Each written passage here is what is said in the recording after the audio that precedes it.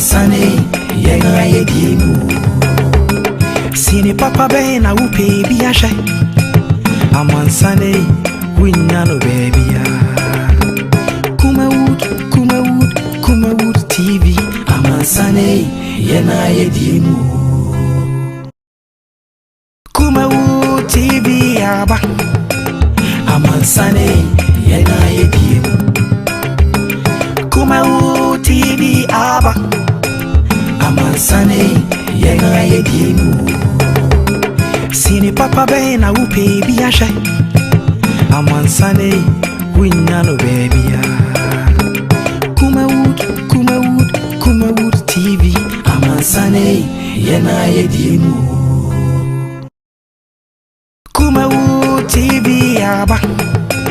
Amansane, yenga yedimu. Kumawood TV aba. Amansane, yenga yedimu. Sini papa be na upe biashe. Amansane, winyano baby ya. Kumawood TV. Amansane, yenga yedimu.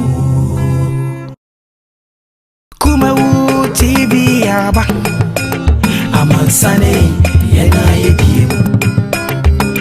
Kumawood TV aba. Amansane, yenga yedimu. Sini papa be na upe biashe. Amansane, winyano baby ya. Kumawood TV. Amansane, yenga yedimu. Kumawood TV aba.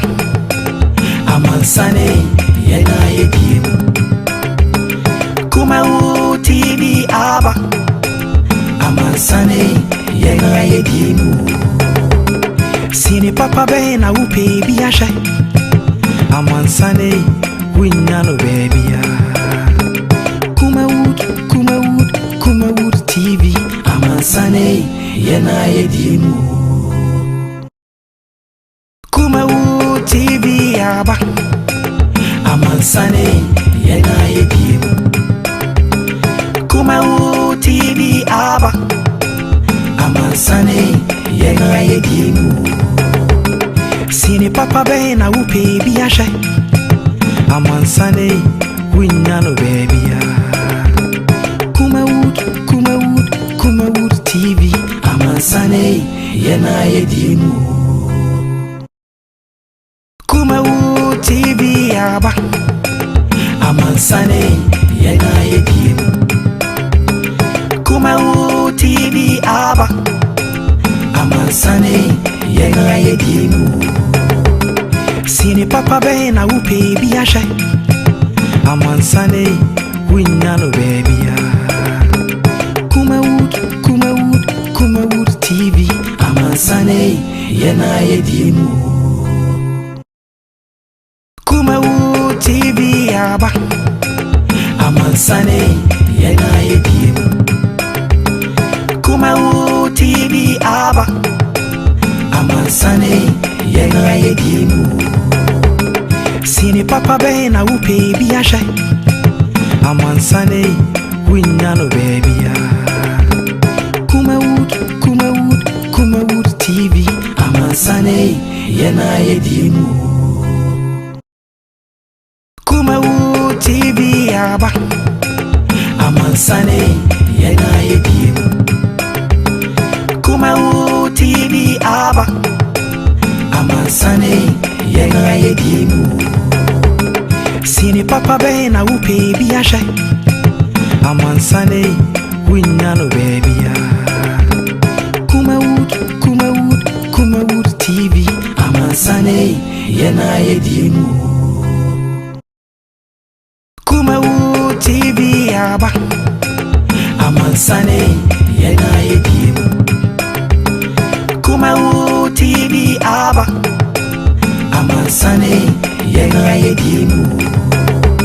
Sini papa be na upe biashe. Ewusia enwajo na enwa kwaba ene ya wada twedian podaroma odene so atimi adom ye yatrase enyamre na yatimi esinupi asedan komado boss ro bass ase sade no eche na esanwa na wada nyame ase fi nyo bia na nya ne sa obi so okwa adwuma ba wa medru obi kopeka kra obedie otimi ansa ma back obi no so na adwene se okobọ mpa yempu na ode ansa ne hyebre ono so entimi no so ama back bi koya wa ma obi tu ka so okwa abo wentimi amantie nyame adom ne betena ha na also utimi tena TV achi on Facebook, on YouTube na ohwe ya na adom bi keke enye se papa ye bi na ye favor no na divine selection akan ye fa se da emfa ma obo ade no fi so no na ama no atoye so sabri atra se midin ede se mike na ya wada bosom no na wie ya na ye kro no edwumefo no ase empanifo ase etuaka ntim se nche kra bia be okay fi se bia be fine pa na enei nsam no doso pa wonu se enra edikan enya ayiwunti asote se nationwide laboratory scientists omo o my Ghana omo so no confirm no so mo strike there omo so do mo agim nti ka say all public health facilities across the country labs wo ho no omo nyina no ese omo strike ade nti a omo strike ene se enye se bind omo ka dabi enye se ebiam condition of service ena enye dabi enye se obi ena akumu bi ana se yadwo mu bi adwuma firi omo se dabi na omo se confirm no chi ya doctor fo mi no be ka omo ho omo mpesa doctor fo be ka omo ho omo laboratory scientists fo no ebe mo adwuma enti empenifo nya omo no mo nyomo adwuma empenifo so mo nti ase doctors mi no ka omo ho enti o my Ghana nyina no obi na so mo strike ama enei yare ni bia nka o se hwehwe ni mogya mu na yetimi sane yare no sankrofo ni nyina no ayedin de ama o ba boso so a this laboratory scientists for no obi a ebe akwaji ni sika dia na ekoso no and aden na mampani ni aban mu panifo Ministry of Health Confederate Authorities etimi atena wan so na akodu sabre se ya fo obi adwuma aka omo ho nti omo nte ase eja adwuma so omo nkwa adwuma kra biu very serious benyamre na yatumi edi ho enkomo wonu se nra ewo Upper Denchira West in the Central Region of Ghana Breman era beto dwa se galamse pit akebu egu emofra anase adwumafo bi so amoye illegal mining amamo ato na nanom ewo nse do na de arahu mu kra ne se 13-year-old boy eka ho wose ne maame awo ne maame oha wo ho sika ni fie ne papa yare dokoye galamse no de aboa ama me no kasa abofa no so no atimi afamu ato na nanom ewo nse do a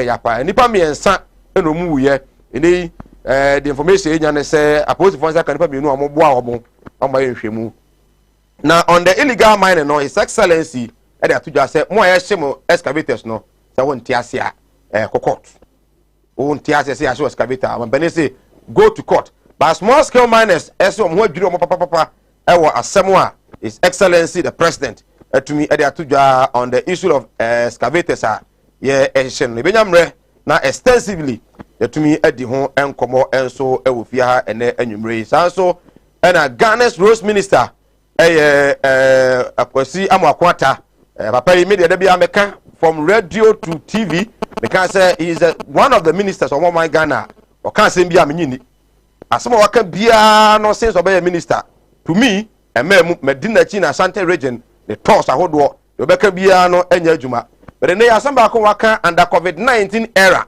o mine nim si akwa ahoyehia mu ene ma nkoyie ene se nyame eya adom a by 2024 aban is excellent another okufado ebc 20 interchanges o mine mu obewie ni na nso e de amaye na o se de efe kura ne se in Ashanti region from this year ekosi by the end of 2024 no ebenya 5 interchanges in Ashanti region.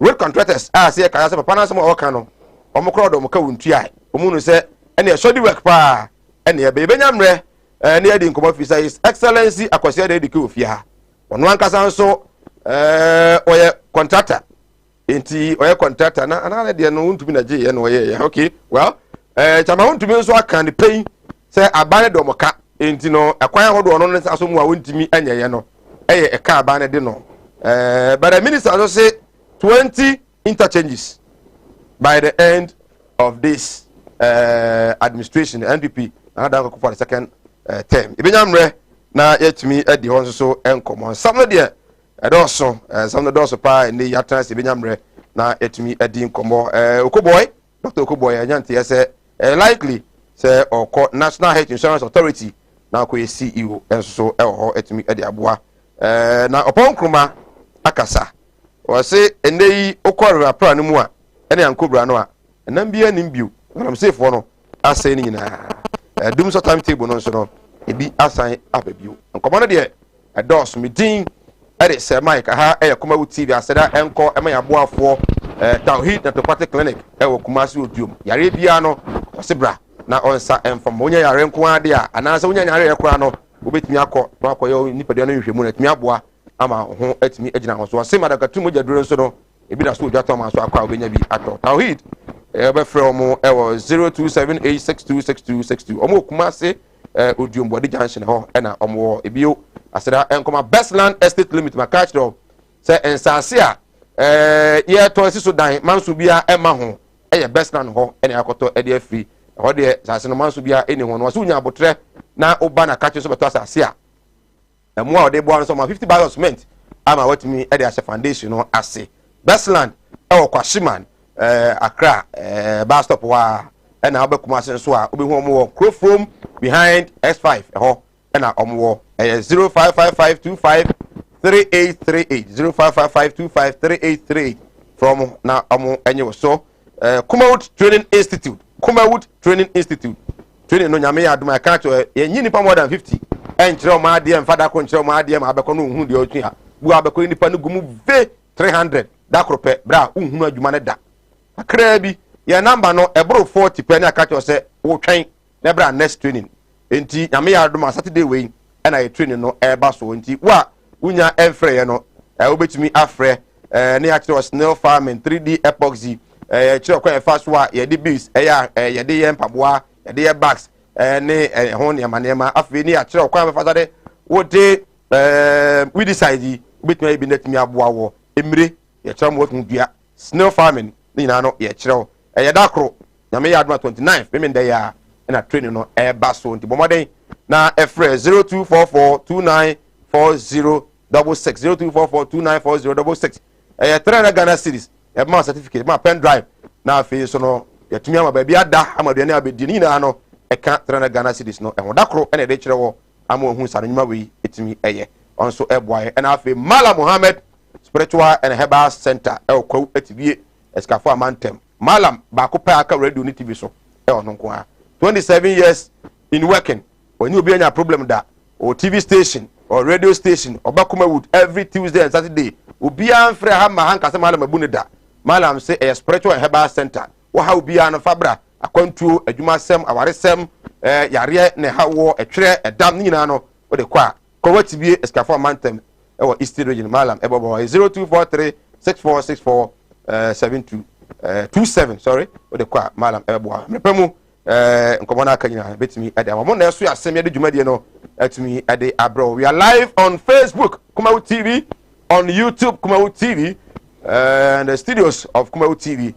Mo de fa agent channel bra na nyamre kan mo de fa WhatsApp e be kan o de fa Facebook so e be kan sanso na o ye voice mail de ba ebo atumi ade amawo ordinary text message so no ebo atumi ade amawo ya transi ye nyamre na yatumi adi nkomo His Excellency Akwasi Ade Odike my guest and the leader and founder UPP Amanyuku no sanso na Alhaji Sani leading communication team member of the NDC here in Ashanti region omo na transi na e was Kapo enso eba NPP side but omo was strike omo say party no omo kasama party no so mu ho hwe kom na ho kire na e koso omo abrabo mu ntinei omo was strike eno nti na ebia wahu NPP ni wa ha sa na etie ma me ma isase kwaba na afi ntwa homra ba ya ka no etimi ade atwaso wani ba akwaba yeah forever young. Thank you. Me hu ta won say ta de fon da wo Nyame na ye also bi won so nyame asira ne pa ba wonim dress no ana ni ho sa no so na kwampa de ko so ayi o say next to godliness is cleanliness. Yes. The obesa so nyame ni a was say we saw body near my one share. Okay. Now the share on your man. And that me produce a good sentino. On time, they don't say being chilled. Well, because I'm crowdfunding now, so that you won't mean say. You won't go for money. The guy just a wire man. The guy just a wire man. Very well. But I said, be able to be a Kosukama. Abrabum Diana, the Academy Jammy. Now, I'm Mudium Pum. Okay. Briefly, IPAD meeting electoral commission a year last 2 weeks. Now, more share about with Tremu, said the sequoia, and ye quay names so no. I can't be fast why a bit me a ye. The proposals are easy no, and the IPAC no, a proposal, you know. Now, o party, UPP, no more hobby. The show commander say, I'm going to bring invitation. And I'm going to come letter commission, some more. Yes. Then it's empty. It's an election, you're born so. And no, it was some kaya. You say, you never can answer. Mentias, yes, we say election, so the party disqualify. Yeah. And he said, tell the trim. The trim, I say, the more did you win. There be trim, so a police from prosecute me. And he read the answer. And son, I'm quite back now. And the same young cranny to think cranny. It is a model crata come on, Mose Mumano. Monia response a few more. Oh, the old trauma, respond. So the expectation is that so responding be will not invite him to be also IPAGA. What will be the next action? Because we are a political party. What tries of Baba will not hear quadring about when I was say only. But you know, any free about because IPAC no, and yet any legal backing. Okay. Or see a twat, letter commission panel fire. Once when I've been said, Sam ran at down in Tino or bar. You no pay and obey proposal on the buying normally because a political parties and the training. See a coin the union. It's the far and a beboa. But one I impose you away. What is wrong? Oh, to know in Monyaji. Debbie. I was a political party. Parties and I oh, including the leading party, NPP. Doesn't matter, Massa. I was thinking of Casse, political leaders. And Yama. Your coalition, Munia, Ekutia Ghana elections. Any the movies here, Ebema Ghana elections are calling him. Yamubia Quenas will be unquainted proposal on family. Okay. No trappy. T. Ebia Rebecca Kame. And you may have me and fees Ghana elections. Ebema Beboa did he how to reduce cost of running elections. Oh, okay. But Omo idea compared to the previous elections, no? And yet, is in one aspect. Political parties, how are we going to formulate policies? A bed trim the cost of political parties in care in the run up or organizing our parties for elections. Okay. And very important. I don't know maybe I call and a corruption intimate free. Because party with me call since free a bonting, baby, $700 million. All they are winning political power. La Sula like go is on agreement. Farmer and Mabam soon the Weber Mount. Okay. Alfie, or mine, a banner, your Tom and Crowfobi. A electoral commission. I was so a saw no crown at debate. I was so Jama and Yania will be a talk for reforms, sir. Officer Bebo, debating on the floor of EC. Now, consensus a better than Nanka, Yedima. Wow. Until when? And I expect to say, ABI easy for IPAGA, UPP Mbako. Oh, young Corinth say for your input next week. Me prepare me proposal. Okay. At their command. At the parliament. We need reforms. Electoral commissioner can also reform now. How? Because I'm not a man independent. Toko baby the moi ama wumu edi tintin and we need to reform the EC. If you want say I was saying most parties no. You reform because UPP for instance I was saying across the country over offices in all the constituencies in the country at least to test in the country or national or regional offices. And you say most of the parties, no minor parties, no money adding, you know, you are just adding up. But Monfa and Branan Casapana was a Ubinya and San also Ubinya and San Wati party, no. Monfa Yajuma. And you know, Crowty party, more inspector and San Yama license. Okay. Now, Diana Ekobane say, MPP NDC Nano. 4 years, no to me high party office, and Siwa till that can don't come. Yeah. Your 2 baby, I feel rebel or something. Madman say, we made a medal. And Diana, the Ebane say, you have a coalition, Yasa prepare the call. Okay. Because now, MPP NDC will be a new office. And a party, you know, and your functional office, and your office. Even so, open 10 more NDC MPP. Now, and your functional, and your office. It's yen now be a deal for. And I'm running cancer. I'm running say, office now, you know, never wow, so be your baby. And now easy so your baby. You will common grounds where you do easy, and the office, and your physical office in one office, and the mobile phones in our office. Yeah, but I'm running there, also you need to get offices. And yes, I'm running. I'm running say, get offices at the national and the regional, and branches. Okay. At the district. To test. Branches. What is branch? To you branch here. Oh, so every constituency, no, a constituency could be a branch. Once you have the region, a constituency could be a branch. Now branch now one can say office at the branch. Maybe you specify say office, a regional and headquarters. There can also and branches. It is a shape you ask me a branch. You just could them young better a branch. Baby or person with whom your office or specify say the national and the regional offices and branches at the constituency level. Would you agree with people, including some gurus in NDC, Kwamaka, most of the minor parties will say because they are only there to support one party's agenda? Well, I will make a cup of tea, but let me tell you, open parties say Dimra some of the so-called smaller parties. MPP NDC. Ya two election Ukraine.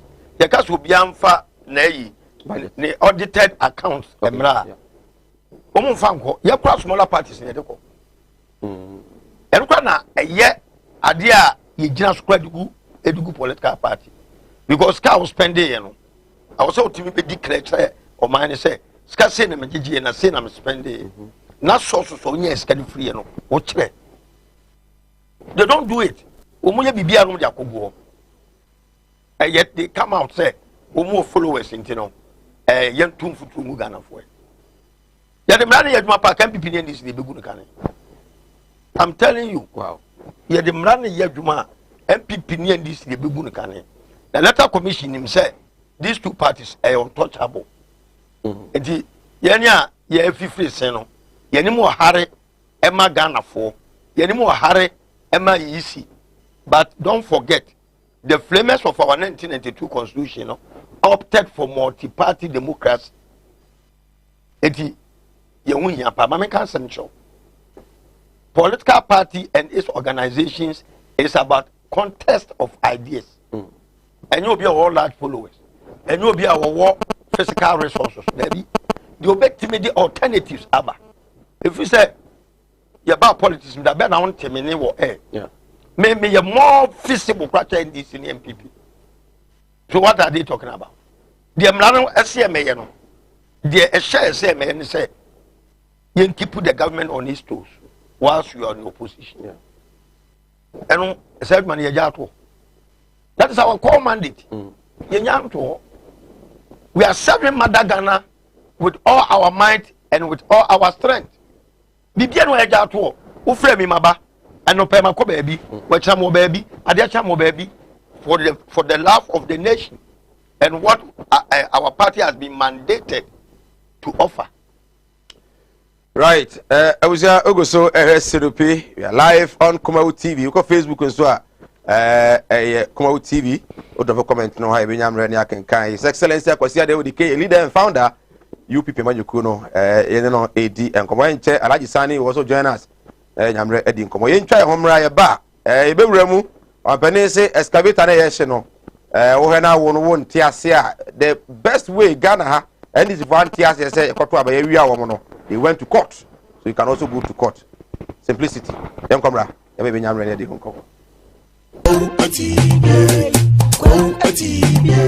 animudia me manfo ni bintina mo ne yira ebinu be from ho se me yo omo asofo nso no mo nya ma asorema akom obi o wa me ne wo kasa stroke a che no wa ya stroke no enko malam se bra ya djuma me me ne da okay kwesi da ejuoda ebanada okuoda yawada efieda ana me nya djuma na fieda wo be to me ya wo so me hwaw because nipa ana wo homeda nyankopon eni homeda okay akwala na wawo no akwala na nya 10 years eko 15 years on nanteda woda fom obi so ho wa akwala na no isonsuo obi so ho so wa akwala no de ye ya fe no kon no ya na echi na da so ebia na ne techere ma fe na ne timi emo ye kete oh ha no chine techere ma te se abo wo no malam se nkasa fa na bra ebi so ho so a me ne wo kasa o se ne ba no ono matrama do wi jot sabe ko ke baby ni nyina onom wasa glue ankasa nkra no wasa twi glue ka ho me ne wo kasa o ba bi na wono ne kodaaye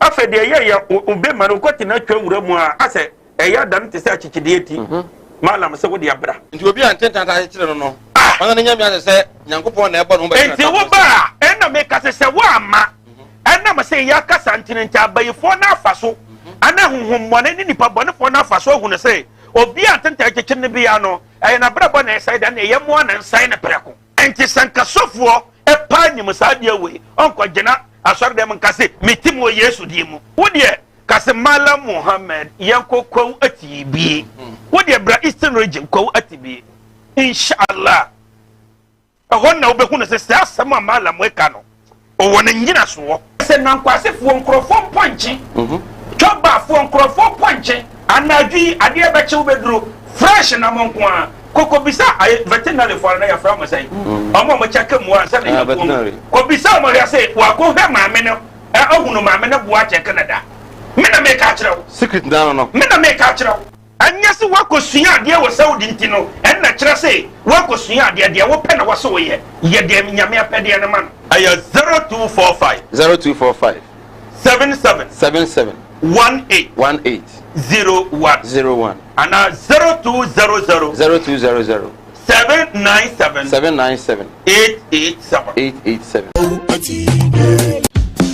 hey Steve osode na wo kwai jak me kokot wo kokot she wonti mi case no ade makoto land bia ma che se me wo hwa na wo ya ba na manso abusia asase wo ya asase ama sam na kodi court 4 years ni wo sika nyina asa aka mante no mabua ne ndemrem ye to asase a manso da so wa bra Best Land Estate Limited ewo omo asase won kan wo kuma se wo to asase wo Best Land wo na odua ka pe o ma 50 bars of cement free ana se 750 blocks ade ma free o de kan land no wa ma enu achi no se woni sika kra o de be free na wutua na kakra wonte omo di asase free me da masie nyina omo na mama asase mesro fa me ko obetimi afa telephone number na desk screen so no na free won sesia na won na court 4 years what me the 1 year as you die ewiase ankasa no pese osifia eso pelandia ehun du ene na Best Lands Estate Company Limited be a landlord.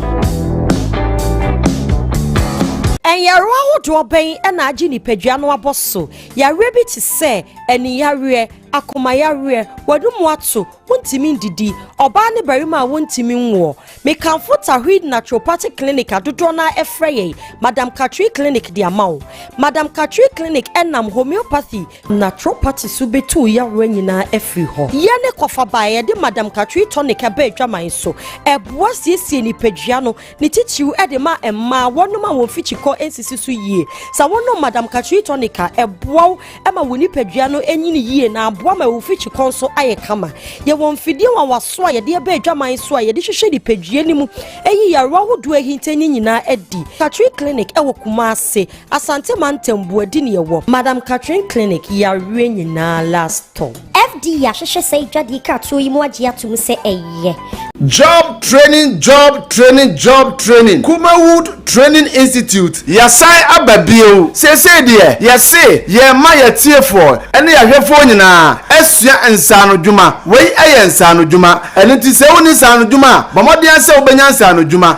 Entra Ghana ha se obaye dwuma ba kope na wo de ayeye. Dabi esese wonya dwuma bebre. Eka dwuma wo ye ho. Sana ye tu kwa abrochi a ye no. Eno nti bra. Ne besua adwuma ni bi. Eka wo dwuma bi a wo ye ho. Eno nti se de ye de adwuma foforo ene de aba. Ye be kyerɛkyerɛ bees making. Eye senia ye sidi ahwene eye chain, eye bags, eye mpaboa, eye ye niema bebre. Brane enkyerɛw senia si eye no. Mushroom farming. Eno ye senia si edua emre. Unim se wobetimi de na wotwe mienu pe edua emre amana fifi abokama. Ama wotimi atu adi ana wotimi atu akoton. Brane enkyerɛw senia si eye no. Ye nuanom akuafoe ye guso afrem se momra na wombesua senia si ye we decide. Edura ye digu haban so ama me hye ase kura babra entimi enka aduane na ewo mu no. Brane enkyerɛw senia si ye no. Snail farming. Bra senia si eye enwa. Wobetima yen enwa ama na nyini kama ama wonso wakoton e de anya wusika. Wotimi de aye won kwan papa bi. Brane enkyerɛw senia si ye no. Ye besanso akyerɛw 3D epoxy ena 5D epoxy. Sese de samu amonim se sese 3D and 5D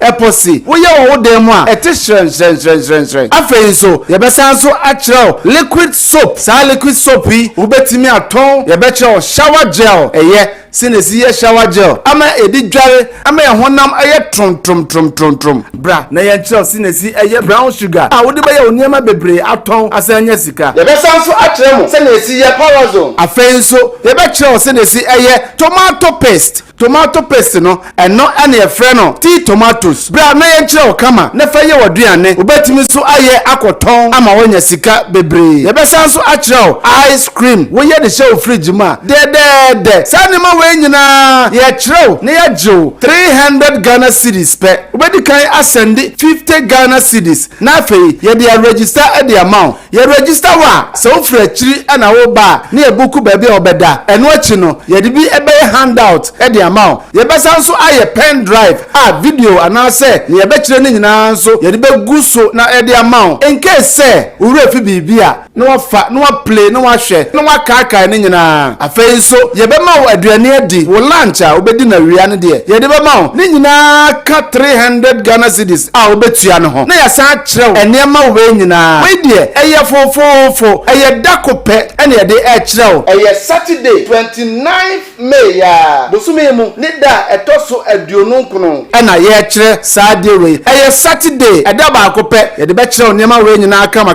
pa eno ti no fa number na eda screen so no na send your mobile money ede ma ye sesi a o send 50 Ghana cedis na wo ba wo de 250 Ghana cedis no ede aba send the call 0244294066 0244294066 afei so obetimi afrɛ saa number ya egu screen so nyina na afei ya register aye 0244294066 ana 0243174870 0243174870 ana afei so 0543596070 0543596070 Friends say na yon register mount say kase Kumawood Training Institute a no jiso say ensanu dwuma ahimfie beye butu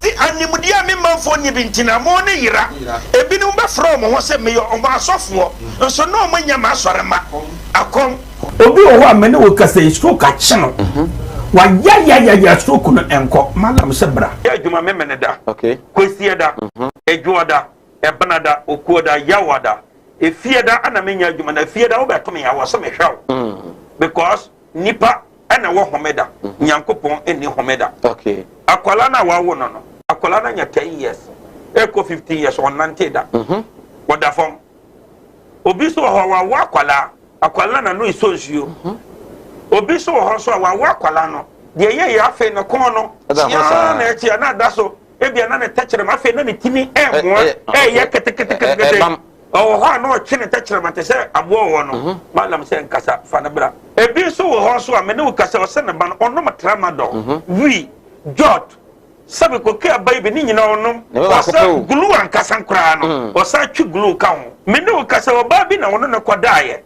afa de ye obe ma no kwati na twa wura mu a ase eya dan te se achichide ti malam se wo de abra nti obi antenta ta kire no no ona ne nyamia se nyankopon na ebo no ba enti wo ba ena me kasa se wo ama ena ma se ya kasa ntinenta abayifo na afaso ana honhom mone ni nipa bone fo na afaso hu ne se obi antenta keke ne bia no na brabo na side na ye mo na nsai na preko enti sankasofo e pa nyim sa dia we onko gina right awuja ensan emo akwaba ugoso sunupi we are live on Kumawood television channel so adwenche de bantama na nyamre akenkan etumi e de ama me dey once again it's Mike my guest and me no mu din komo Alhaji Sani enche oba join here His Excellency Akwasi Adewodike leader and founder UPP amanyuku ofia egusu edi enkomo ma adwenche rantem His Excellency Nana Akufo Addo we say a shall say fight illegal mine on the second term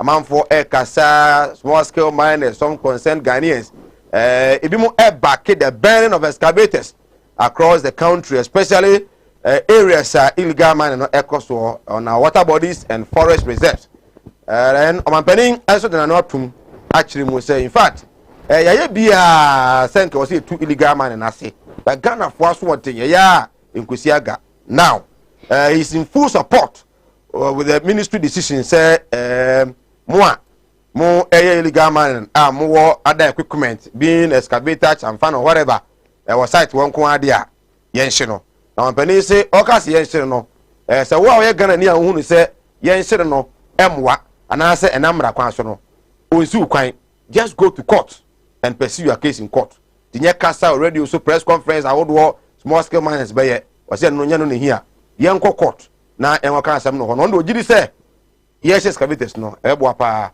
ama enema atumi akofom e de amaye on the fight against illegal mining enra na bremai ebeto dwa upper west dentra ebeto dwa say enipa miensa ewu mienu enya wo aka ne de yes ebi mo keka say oh they have been trapped they are still there but the rescue mission no eja adwuma no because omo ye no omo hu bia wo mo enei Central Regional Police Command omo de to enim ne say omo anya enipa mienu a omo ebo mo hwehwemu ekwan fa so a sa galamsey pit no ebu edigu mu we understand some koye adwuma na najo ba ahomache be 5 no mo kofie enti sa site no so kwa no site na manfo de excavators wo ho a omo to say ebe ehye excavators no omo fa ye de ekofie mu so kwa say mining company bi so site ayi bebre nipa me ensa omo ewu ye no eno na ohun body no say that screen no eso ayi de achew no abofo onya 13 years abrante oka ho bi okoye illegal mining o say ahokire ne maame ya wo foforo sika ni fi your excellency the issue of amanfo a galamsey pit ebugo musuku wo illegal mining across wo mamu ya sas yesu ayese no ene the omanpani so the commitment to fight this illegal mining was it you when I say enkoya when I saw ubia ya so excavator ntiasia on court I think a 20 Sir Mas Sir Mark me chia ubia wo hwe ne good illegal surface mining okay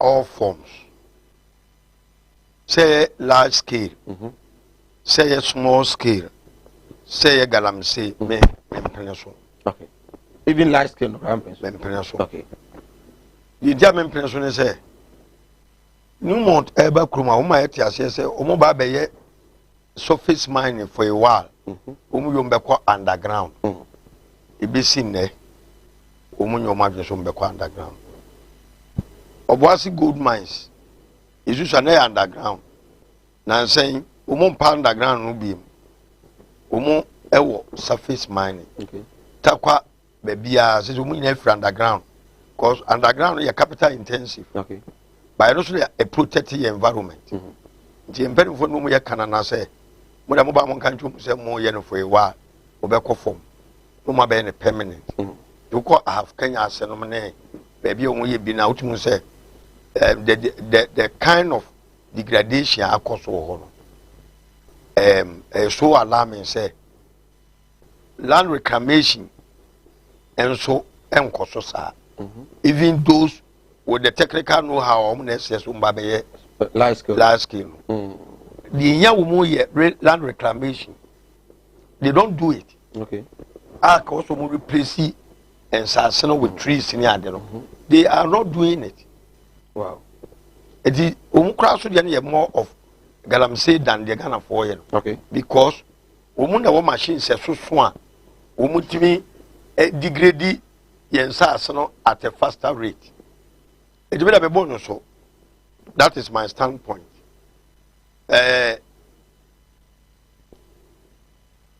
Ocean environment. See ya. Ayadibia onyankopon de be hu mo bono de bone ache. Ye di nyame bone ne ye di o man Ghana so bone. Se ye isusu ano. Ye mpelifo mu handi over Ghana ma aye no. Umu handi over Ghana ma aye wa bra ye nsuo nyina ni ye krojen. Okay. It is a so ye bia ko agya nkiri ma a wo se nsuo ni more cleaner. Ye add value to our water bodies. Any yen forest reserves. Any yen fusase a ye do didi so. Sa na Nyankopon pese ye. Ba na pese minkuminya any me nwini nkiri ma hunti no. Any me peye aye eni ya no. Ye mpedifo na hyeda tenase. Ena umu advise mechanism a ebemu ma get rich today at the detriment of generation yet unborn. So first mining Ghana. I say we hope it. That's what people will tell you. Say and you come say yeah buy na in ho. Oh sir. Yes. The word galam say na oboase. Anglo Gold asan your friend no oboase gold mines. Umu koda de no mu yi na tie ne ba soro a na yana particles bi wo on underground mining no umu de na tie ne ba soro periodically na yana particles bi wo a umu antimi undetect yana na umu de mercury eni ade foreigners ni awo nyina ko gubu ase na obi a de mercury ekọ akire se particles na eka mu no umbetimi extract na nye yensase a eda wa ye de do afuna na omode enye sanity. Okay. Afei efri yewra Jerry John Rawlings person ebe seen successive government have na use militant approach say omode be fight galam say enye yi simply because politicians now down adani galam say yes ebinom most of them ebinom. Are you into illegal mining? No. Are you into mining? No. Okay. Ebinom ewono pe musika China for no mobile and politicians they do mobile when they are in opposition and also in government omuji jo musika wo China I show mu say ye buy be motu no dey be politics no man win power omu wini wi a na China for na ba ambassador na party be yin so onko China no yeah one na a agent for the government. Wow. To bring them. It's a mystery. No, and then I'm here no. It one about China for no so am me or and son will pay my band to Mubaya, Umu Ghanaian agents, Umu Bessi Moso, Emo Moso Boa Mumu to me, a half way. Tina Chinese ambassador catches. China Nibian Nim agree. Yeah. Microphone do muba. The tia papa na kan sa ase no. Oma un say a small scale miners no. Yeah. Oma press conference. Yeah. Omo so man panyina some kan wa kan yi.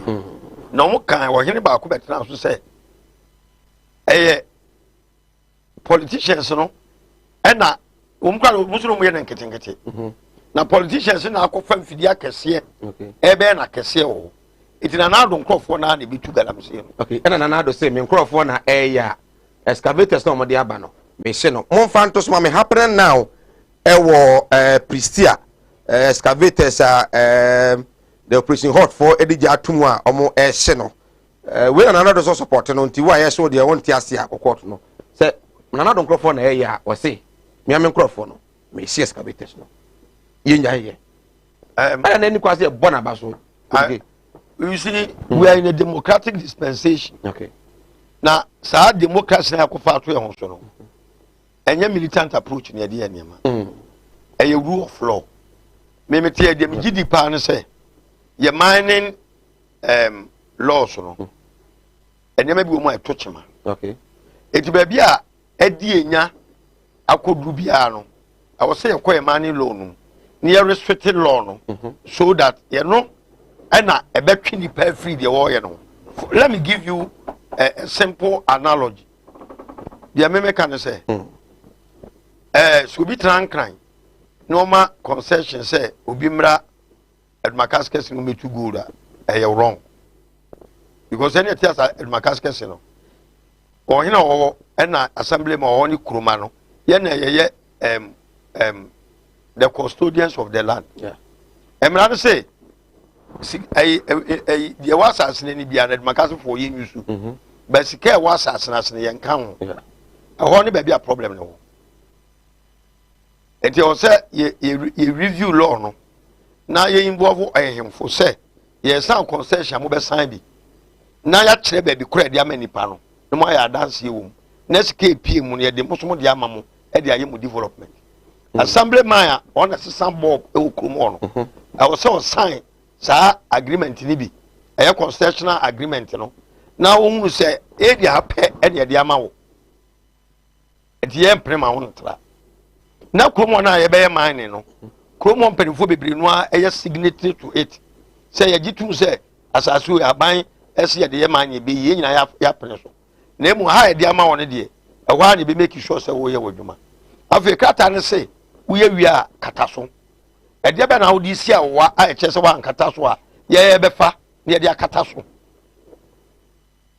Africa ne say men konsuo ye nsuo nkan ho ye kwa ye nkan ho enti obi ntimi nkosan e won kran wa bre be nsuo fi se ohene ne be san bi ohunu se be nsuo a wompene assembly ma be san bi ohunu se be nsuo a wompene kroma ne be hunu se ade na ye de ma papa no be say ye nsuo nti ye mfama no by chiefs continuously na mo can say ye mfa wo mo enka ho ene de ade there has been other issues in Sukana man for Sukana say some chiefs and so no they are seriously engaging themselves in this illegal mining on na no mu ebu ne say e bia nkobetumi aboa me atoto ne mayi no ono nkasa is doing illegal because otewa emra na chechire nse ebu na chi say obi mfra bonteme say na sase no onye egudie na nko okay wono na e caretaker watena all these years are asase no so emra no say the chef for no won kan ho na say ho be fa akode a ane me akroniam dia na so menye bi common sense.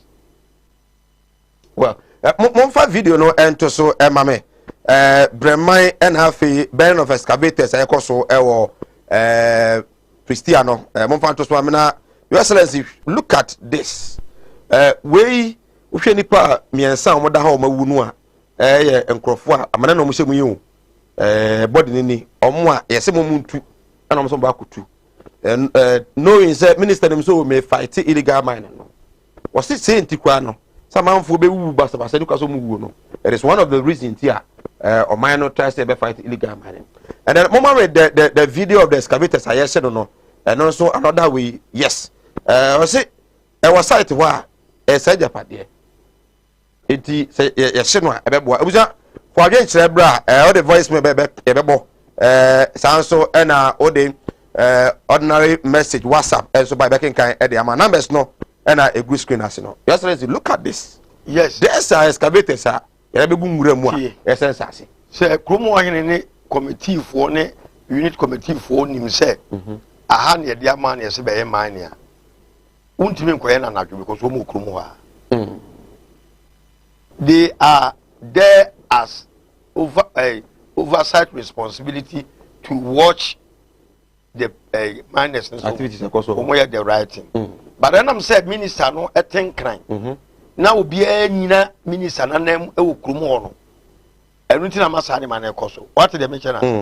let us involve the people a omuna ewo krum ho na emeye open emeye clear enye sumase ade biem what I say na yin na yin tum say ya jatum say so first man in ye of which I am against na say ye be koso aye de a ene omum ti krum ho no ye yom firi ma enye yi say obi hye mu anadwena se krum ofo no enim no a ombebo twoboi anadwena bakwai mu what did I mention us bakwai mu omo no obi kura timi de krata kosem ye national security ni ana esi mi tu galam say onu kura si ni osuro kura oti di na national security ni osuro oni sa ban mu nipa and atiwa forest a typical example of the making what you say eti nanado approach no many nyehun the entire many nyehun ni say I was say okọ parliament ni esesa mining law no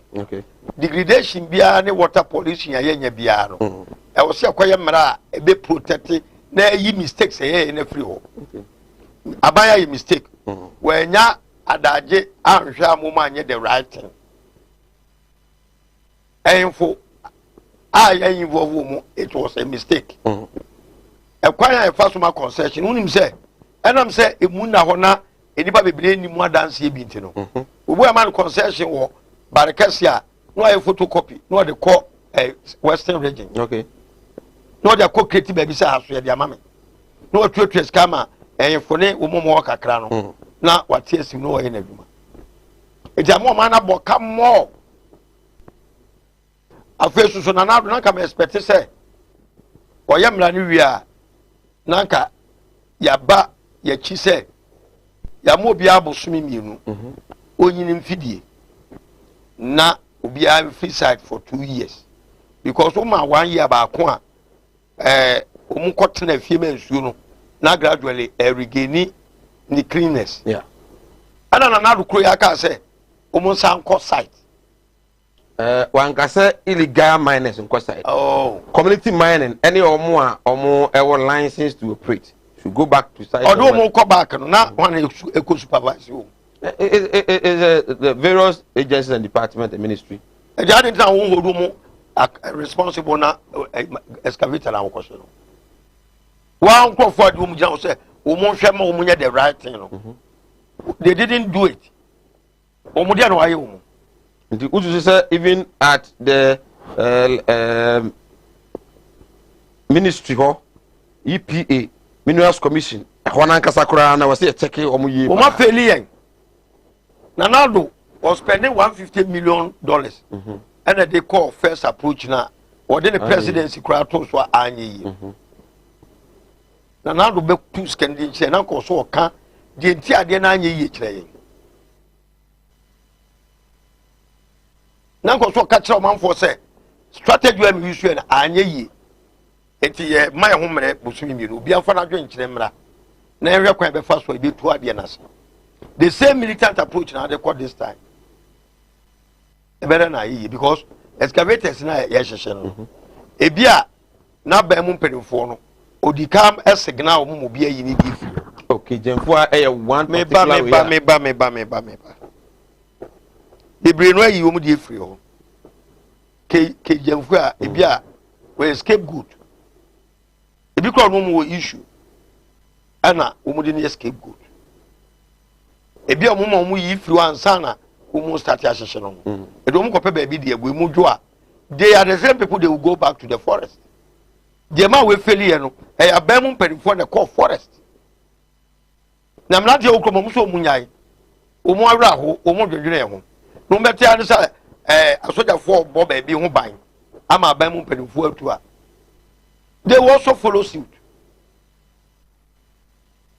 edi Mark ekun ye kun a I was say brainstorm ekun ye kun a I was say involve active players ekun ye kun a I was say nya clean sheet modalities e best spell out ama obi a wokotuo the oma permit and nyina I come to consensus say I had a yama kwan ye betima hweso am why the writing enumra no water body bianca unsa garam say for no umu adwene mu say ensuo ni deep inside the waters no I wanna go do omu friend alluvial mining Alluvial, okay.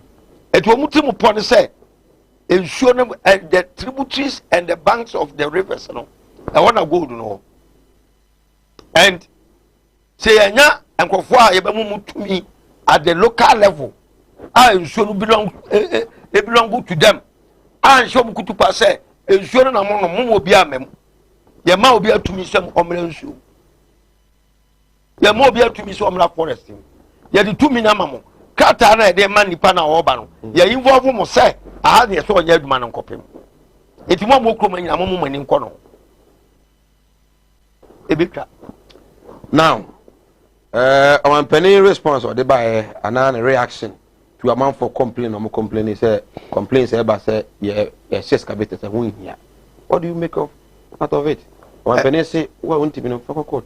Win here ye court wa o man penny dedika no court wa ye kon Ghana nia ya shine excavator sika aka odi bedidie no de court no man so bia 4 years kwa na ntwenwie ana waban jaja enko so di asem bia ebeboa o man no wajai ekodi galamsey case adenti na yanye mra na nsa yankose samra no na emfa mra ni bi ma minus ni nyina ne obi biara we involve say this is the new mining act na yam publishing ma obi ante no ase including the Chinese omu krum na ye involve him for ne assembly members any district assemblies and sana yama permit no mu nyina enya we say olaya sama we ya baby sama we nkan forest enka bibia ekobasa promote for no beboa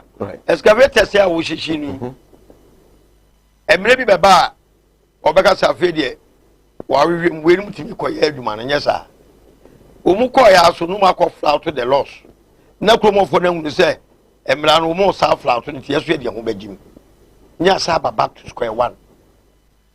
But this time round utie Samuel Abujina for sector minister na utie the president himself okasa utumi say abanani abresa this time round yakon once and for all there is no turning back approach them why say sana na adwene dey I'm sorry why because rule of law eno semre ya adwuma anu nam essence sword. Okay. Right. We say good evening, Sir Mike. I'm watching your show. Great outfit by Odike is always on point. But please tell Odike his party and other parties should be cancelled. Okay, Naomi, you admire Odike and you want his party to be cancelled from the EC's lines. Okay. The Abano. We say hi, Sir Mike. I'm enjoying your show. Where is he's here. He's here. Question I'm busa no aba. Kasi mitimo Yesu diemu. Wo de kasi Mala Muhammad yanko kwa atibi. Wo de bra Eastern region kwa atibi. Inshallah. Ahonna obehu na se asama Mala mweka no. O wona nyina so. Se nankwase fo nkrofo ponchi. Choba fo nkrofo ponchi. Anadwi ade abeche ubedro fresh na monkwa koko bisa veterinary for na ya from say omo mo check mu ansa na ya ko bisa mo ya say wa ko hwe maame no ohunu maame no boa check na da me na make a kire secret down no me na make a kire anya se wa ko sua ade wo saudi ntino en na kire say wa ko sua ade wo pe na wo so ye de nyame apede na man aya 0245 77 18 01 and 0200 797 887. Hey, Steve, Osode. Na wo kwai. Jack me kokot. Wo kokot. She, wonti mi case no. Ade. Makoto land bia ma che se. Me wo hwa na wo ya ba na manson abusia asase wo ya asase. Ama sam na kodi court 4 years ni. Wo sika nyina asa. Aka mante no mabua. Ne ndemrem ye to asase a manson da so. Wa bra Best Land Estate Limited ewo omo asase won kan. Wo kuma se wo to asase wo Best Land wo na odua ka pe. O ma 50 bars of cement free. free. And I say 750 blocks at the amount free or the can land no amount. And what you know, so when this cra or the be free, no would try to crack. What it? Or what the assassin free? Mimi da message now. I'm the mama assassin myself. I'm a call. Open me a telephone number na that screen is no. Na free one says here. And I want to now court 4 years. What me do 1 year? As you die. If we are seeing Kasa no person usifia. As open land there and hold you. And then na Best Lands Estate Company Limited. Be a landlord. And you're out to obey and Ajini.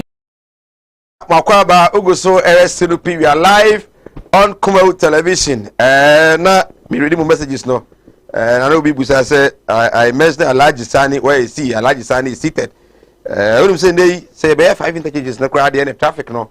Be heavy within 3 years. But it will be a good news for all of us. We say hi Sir Mike, I'm enjoying your show. Odike has always been giving the correct approach to all issues. But the question is, do they listen? Okay. That is another issue. Fabian, okay, well, Odike wa head, we busa na sebia omo. We say, I want to know if they burn the excavators, where would they get excavators to retrieve and rescue people who found themselves like what happened at Bremine? Okay, Julius, one question I think is very good. I know they see Obi nkase business, business bi wa na yenye excavator e be anything. Well, but yes you ento for say omo so omo kɔ hɔ no. Omo nyai kɔ. Ye nyai na entimi emo abrebra ma amane so ama. Well, my man Alaji Sani Akwaba na afi yengram. Alaji Akwaba. Wadaron bia bako de. Ya dero ade ase. Honorable Kwasibonzo. DC Welembele. A check crown by one. Now I send a message. It's Alaji and Odike coming. I'm a respond and say yes. Greet them for me. Until they or him one son with in office crack of you. And now my you know say I'm say oh who's no Alaji where is he? And why effect? Fugu no nye die bia. We papa ni bia. Papa ni bia. Say you go to you and so afina nti barika de sala barika kade mama itama good say kesi na kasa na yekum nwa no na ntwi no ewa animu nti bi e mo so bo ade ne se ya na bebre ka ya na mesere kakra obi unua e kire kom asa ko bi kura wa ntimi amani bi ani amwa no wo wie na wo bedi adua no so asa fa adua no mameni ede be no mpese mi Alaji se otimi nya no si Alaji bibia medi no nti udi asemre na mi musa bibia e fine your excellency festival me na afi me ko Alaji Sani o enti ya me kan say Nanado militant approaches no enya de be boy and we true democrat yeah, our position, that was what we made to believe. But by a militant approach to issues, you know, also. And the inquiry, and here we are a militant approach. Law and order are breaking down of my will be any. And when they were in the opposition, you know, almost we have the men. My head say I'm Paumba be Ghana. But Umunya power, the union says metro men and no more. We have the men, Adani metro men. Vigilantism, any violence, Ashanti region officer and Kwani, woman coordinator, national security, and baby, and now Kasaya, they come after you. Metia Crab no say, they are chasing me left, right, center. So Benjamin. A chinchi me after for a break me cry. And also see any citizens, okay, and me and spectators. Right. I will be copiing and all criticize what by Udikum, Martiami Duba, Udikum, Winaba Ba, Udikum, Ubia, I said, all kinds of Ghana, Nanya Deno, Nordicum, Nesreno. As some of the catcher Ghana for say, wow, Pefako Quarter. And yet, as some are dead. Enye enika mene takwa mpenimfo no mo ya press conference no ya adwene se wokwa na hye o machi mo ko hye no a sa approach no enye the best approach. Okay. Rule of law and also right. Alaji, we share the CNRA Bremen Upper Danger West Central Region. Nipa hodwa miense free mo abofra 13-year-old boy eka ho wona manfo susu se omaka mananum kura rescue mission dey see. And then one penny asmo kan on the bend of excavator say ene betimi aboy nti won ti ase a fakokot. And they now my eji the AC and there ewo Pristia excavators are yes no mintio also who say Ghana for na so odin fi say Ghana for ya na ye few leaders and the anim almost take decision no a yes enkoyi ade so say yesu say say what is the best approach me that's it me nye odike mem say madwene emfa solution bi ama MPP abai. Wow. I will never in my life say me suggest bi ama wo. By the way, mate say we no Ameri no Bakumase the your mama told say omo promise say omo be manya pictures bi. Oh okay. Or we are mu. Send mood. Your mama na toy and on ebe solve Kumase Dumso and not Dumso ni gina nya na nadu ene ni MPP a de me pese Ghana man obi a wo hwe so West Africa or East Africa all over the world sa Mary no toy a wo say amaye extra yenyusu power abosu miwa ukrom SS power ukrom microphone da sum ukrom microphone nya akania we dey nya excess power generation ukrom nyina nya about 15%. Yeah, ukrom fo nya akania odi ama wo mo mpese me try how clueless and useless is the MPP government. Clueless and useless. Are serious though? Sesi ayebe. Kan na mkwa mu a wo ba Kumase. Yeah. Akufado na ebe so vu Kumase nkane asem na John Dramani Mahama na so. So manager pade. Minka so oja etrese yede o man ni japade ma ya. Yeah. Ye de to niema ebe ye o man no ehun faso. Okay. Enti ne to America. What you say? Yeah. And then Nantipa Kumase. Idea be no man can for America. Wo mo ko so mo extended contract no. 800 million e be to so ajakunti yi die no. Ye yi na di. What you say? Eno na e be solve Kumase problem. Asanteman, the northern sector of Ghana. Yeah, Mabati I said that consists of Brown Hafo, Bunu East, Bunu West, Upper East, Nuwe. Some machine no John Dramani Mama Toya no. As he said, Nam Kwa Subano. And no, and ever solve Sal do so. What is Nana's solution to that problem? To do so. I say we normally say maybe so. Do see. Lies na na transmission agree. No. And to will be better to say no krum ko shia no de bobola. I will never believe that. I never know what catch no. Say see den wo mu sabe wo nim sa wo de obeka bia no obefa wo mu ye mu bi so mfa so obu a won kan kiro say see won kan Sadia over 2,000 megawatts.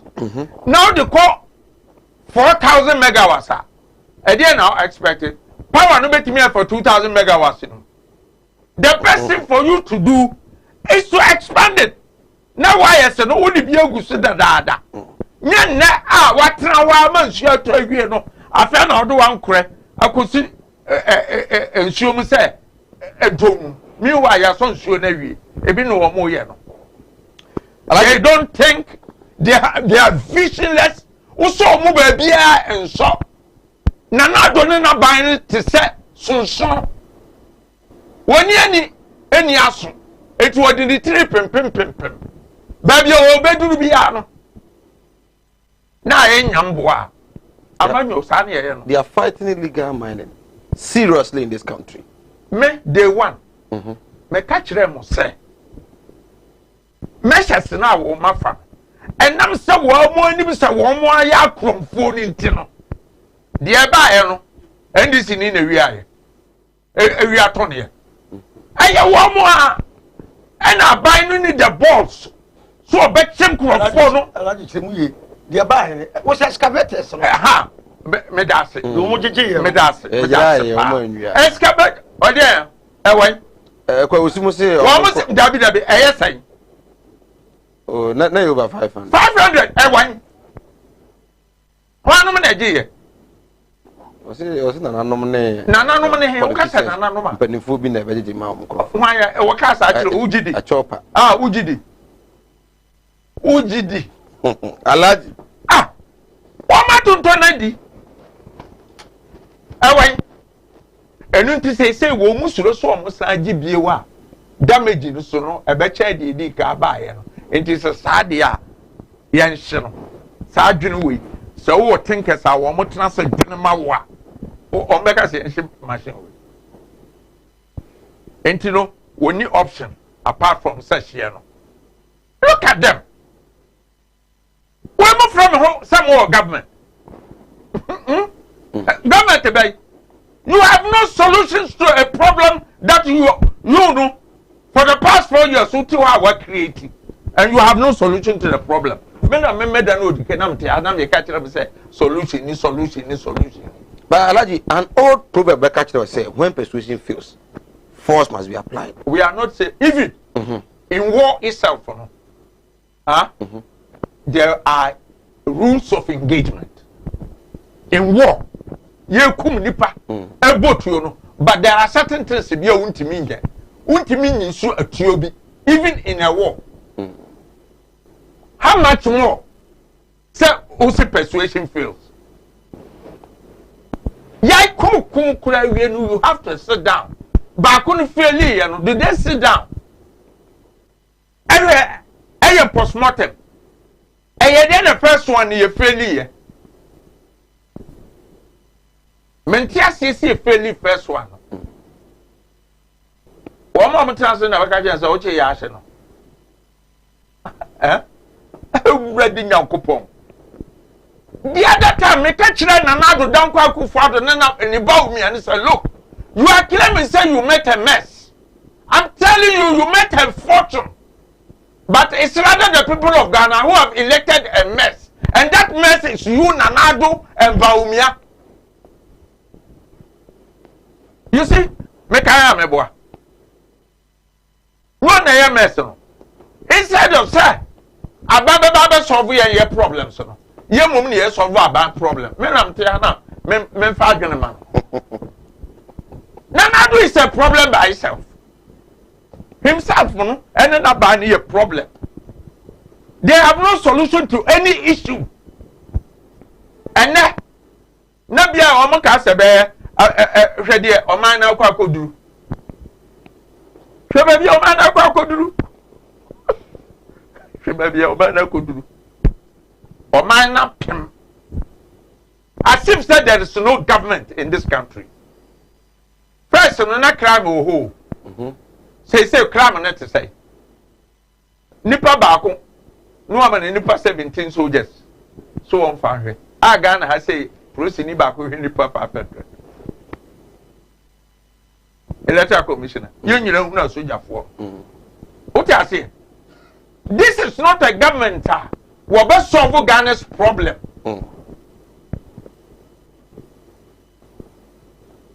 It's a useless government and must be voted out. Na said okay the any just up munsu because I famous and nefa. Me na make a chemo. Asem baba. Asem a ebani say, hianu bedi. Unim say nkomo to petrol mu this week. Ana wo mo say wo mo dey chair, nkomo dey 8%. Na mum ne say dey Ghana for bre no. Listen oh.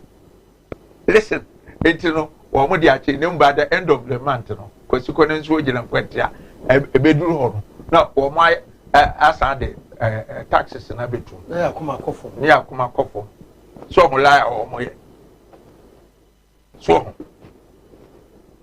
obi kura ka kire wo mo se o na ade na ade muntum nketenkete na mutum bum sa no a yade asem beba na kakra kakra na otu eno style no mo ye no de omo peso mutum no nya ne de omo de maye no me na me ka kire so o man de yam ya no se wono na nado na wo se ye mobile te mo aboso wono wo mobile one no grow for no mobile but then they also feel the hardship you are going to never. Oh, why? So only me the way. Ah. Me to na baba na se be kakaya wa. Me kakaya me denti. Me di hiada. Me nim se de kakasiti. Mani a me de be hwew. Ene mo a me de be ma no e se ye extraordinary. Adan a mafamuda. We nanado wafam me say me wia abo so nanado wia carpet so enti ni na nim kurukuri ntu be ka kire say wa wia ma na kurukuri o de we de wo hu sa asem bi e be ba oman yi mu te say enkwala na wo mu ko wu takra de hu so comment you the missing children enkwala da wo missing hu ni say be 4 months later we call Western North ho a wo ko ya na ebe hunu nkwala no eno so kura false information. Me, I will never stop mentioning the name of this government. I found nkwala for no. I told the whole world they said won beba be yin kase a pro I did 10 years no be yi di a kire aka kire say nkwala no bibia be si kroma bia ya ho kire bia nipa ho ba kire ni bia hunu nana so asori egin ho comment ka ti mikum nipa beye 50 60 no mu nyina ahye dwere bi no amia na no asori no na mwiem but George Floyd dey by make I say Notre Dame church wo France ejeto mu musa so ansende $1 million anko Notre Dame in France. So, Ladi, back to illegal mining. Illegal mining, I told you, sir. Mini be de ma but what I'm saying is, sir, one approach is totally wrong. Can you keep the soldiers there forever? That's another question. Yes. And you know, one approach is totally wrong. 2, I come about or mine. That's why one more matter no. Ayemiya me raho metiye hwese wo home na all of a sudden sa atwere nchem ya to e wo bom na unni kwan bia obefa so ode beje ho na obewe enye bibia na omukọ ye o nye sika dodo bia na omukọ ji o eye di omu de beto aduani adi ama nkora bi adi akosu eno nti na omakọ wo mu no enya soden sa amena no kura wo ko wura mu no kura ka kire nsema ne wura eye first time sa adie no abu ya na abubu bebre but still omoko in the absence of none bad is better. Revo baby o say se menhia wu kwan so a me ko di otie bia oti ase aban busansa the policy on roof ewen be ati kroma na nsan na o service ya na meba si ya me fracture di obasa about the next time me saba na ma me kakakra ni ma shemu odike hwe me hu akasa me da bi o yakra de se o se wo 1 hour enti ye bekwa ayi break aka 30 minutes unim aka 30 minutes eh se ni alaja akasa alaja o kasa wu sanity alaja to asba me edintu no de ye kan sa aban we no won fa obia se bae America na wo se jomama adi sika wo mu no wo mu be ye hwehwemu no a wo no ba se wasa extended the contract no by the end of this year or two no ade ne beda ne Ghana fo agya pade o kwa wo di 800 million koto so eyede yansoro nyina cowboy ekro no at the end of the day we say I was misled Unim. Echese ko oton Ghana Sa o te dia mike ko oton Ghana akata na wo san ye no unim sanka Burkina Faso for no wo de ma wo ma ka Ghana ye wo mu property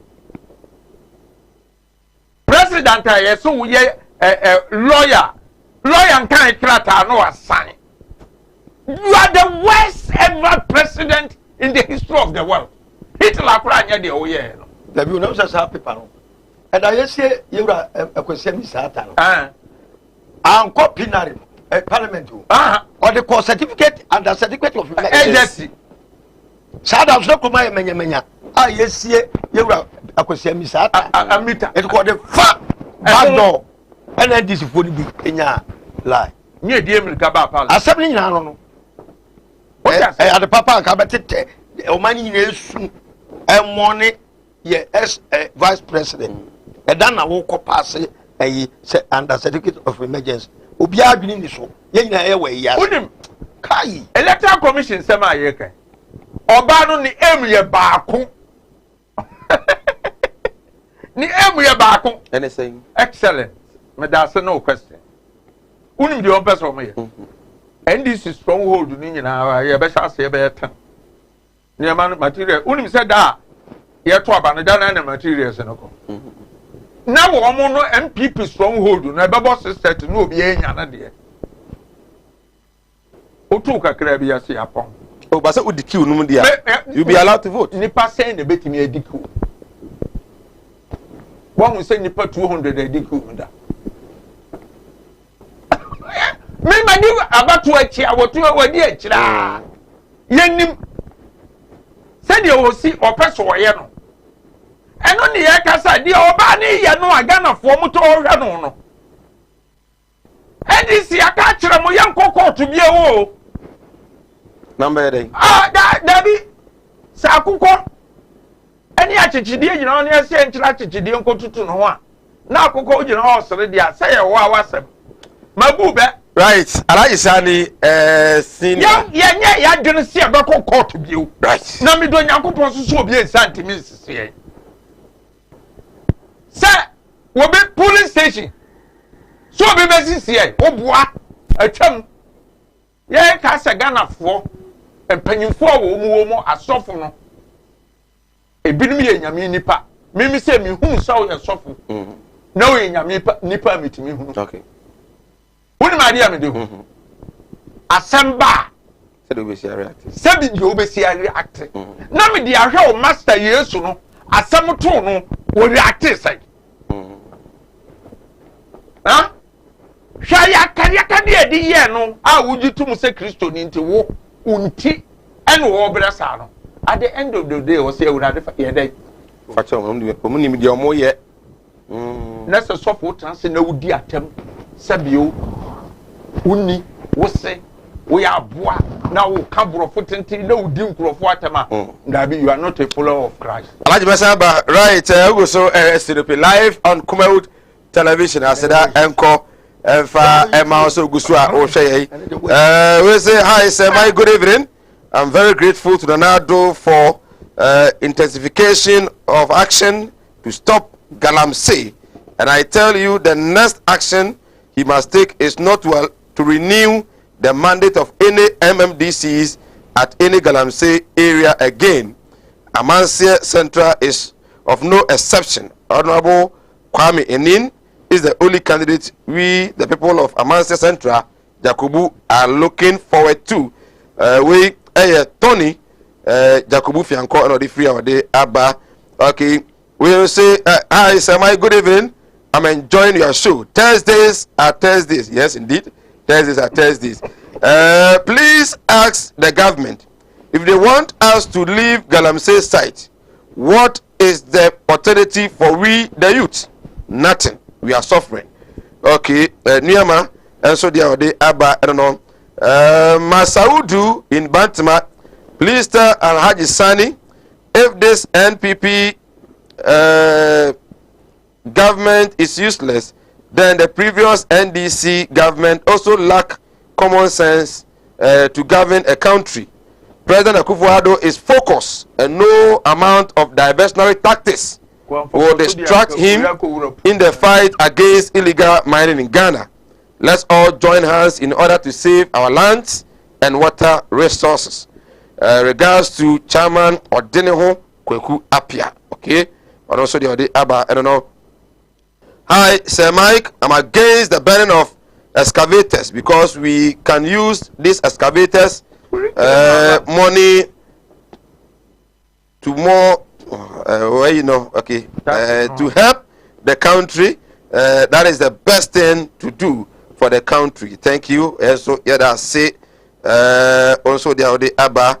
I say hi, please. I'm Maxwell inside Kintampo. I greet you all. The man is really saying the truth. May God bless him and JM. Say no to Nana and NPP. Maxwell Kintampo. Yana say na yenchiao. Good evening, Sir Mike. Please tell Odike and Alaji Sani, no matter what they do, they are in opposition. Even if they cry waters and blood, they are still in opposition. Nothing will change this government. Akufo-Addo is focused. Okay. I don't say I don't know. I, Sir Mike, great show. Please ask Alaji Sani if this government is useless as he claims, then what of Mahama? How would he describe John Dramani Mahama's administration also? In Tiamwa, okay, Yanchia Omwa, Omo Ekanho, Moshe, if he's a contomra in Enyumri. Well, I've lived in Kumasi and I've enjoyed Alhaji Sani conversation for a very long time. Odike is also not exception. Very fantastic communicators. But these days, it seems somebody is provoking Alhaji Sani, or is Alhaji against Akufo-Addo in terms of boyfriend relationship. Alhaji Minya so on Akufo-Addo Minya sure. I say I'm Elvis, NPP and NDC are all the same. All right. Everything so they are there, but no for messages nebra. Ninyamre enkenkai into me emfa ema Alhaji Sani ha sanso na Odike enso ewa ha. Yes, just in we be can say Mr. Nanado government ni Mahama so be describe ni say. Yeah. Excellent. You know what? As at now you can say dum so abakumasi. Mama junior will use you ya wo do to America. And no never say. Okay. One say senior high school. Parents ne wamaba out to say ko mu to school fees and ko mu pe useless anything I'm saying na ban no useless. Right. He has no thinkers. Right. Over the weekend, Minister for Roads and Highways Kwesi Amakwata ene Ghana food in komotre modern bomb company ebo Ghana kwan o se pese face Ghana kwan pa de benya be $7 billion bit na fix kwan pa but kwan no aban eye pa interchanges how do buy wa chance ya wo ye nya agro na o se Ghana for bo say by the end of the second term 2024 na ebia December 7 na by 6th of January nanado retire no yebenya 20 or so omo estimate 25 interchanges but at least omo anya kwa omo awie 20 this 20 no Ashanti region e de 5 6 yenko tie de okan ye briefly emra ye ba yebenya mre na ya ba awrem many as 9 interchanges took off simultaneously. 3-4 of them have gotten to substantial completion stage, and God willing, first week in July, His Excellency the President will officially commission the Pokwasi interchange. It would have been brought to a total full completion. And this is a project that got started from the scratch, from the very scratch, by President Akufo-Addo's government. And this is an interchange which is the first of its kind in West Africa.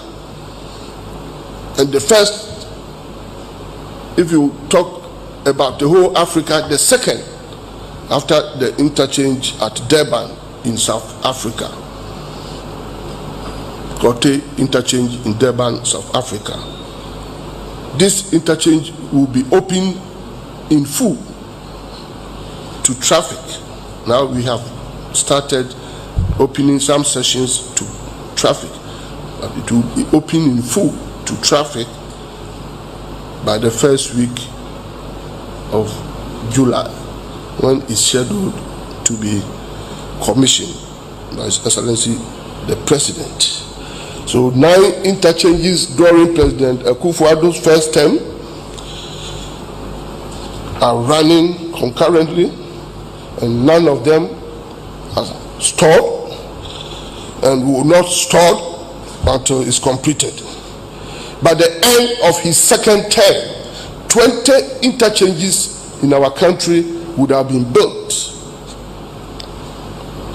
We have estimated 25, but we are convinced and we are sure and we know what we are about because we have programmed whatever we are doing. 20 interchanges. The members of the press mark me down. Say by 2024, 20 interchanges are likely to have been fully completed. But we would have had and would have tackled as many as 25 interchanges in our country. This had never happened in any. Right, yes, I am a cover. We Ghana's Road Minister, Ura Kwesi Amakwata of Amakwata, as for that to Jano said 20 interchanges, 25 kra, Nemono, they make me a real bit me a share pano, 20. Kumasen Kwano, Ebenyansia, Santase, Ahojo, Ofori Krum, Swame, Ebenya Airport runabout, na Afi, Akabako. Beka me beka ho na eno na man for as busa question kuma say ah na for krom ene so am kra de appear e Ghana's budget mu empre miensa 2017 2018 and 2020 ye hu hwe na so be 6 a obe no 1 year within 3 years akwa be kra na cars be fa so e kumase a. And if you read what they brought us so almost say Ashanti region no omugusu a omoya feasibility studies. The wasem krofobu ha ebe come than you omoka.